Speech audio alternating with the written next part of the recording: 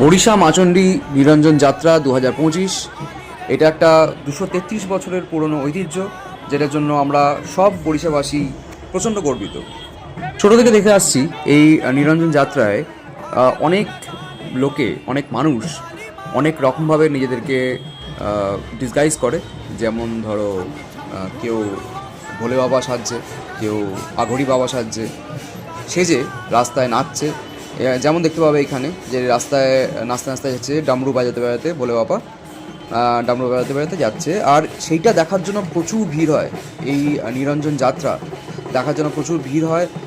আর পতাকা উড়িয়ে নাচ করা রাস্তায়, এটা একটা দেখার মতো জিনিস। অনেক লোকে অনেক রকম দেবদেবীর বেশ ধারণ করে, বেশ ডিসগাইজ করে আর কি। ডিসগাইজ করে রাস্তার মধ্যে দিয়ে একদম চলে যায় হেঁটে হেঁটে। যেমন দেখতে পাচ্ছ এখানে দুজন মা কালীর রূপ ধরে, দশ মহাবিদ্যার বিভিন্ন রূপ ধরে মানুষজন রাস্তা দিয়ে হেঁটে চলে যায়। এটা অ্যাকচুয়ালি চণ্ডী পুজো কমিটি আর শ্রাবণ রায়চৌধুরীর পরিবারের লোকজন এই নিরঞ্জন যাত্রাটাকে অর্গানাইজ করে।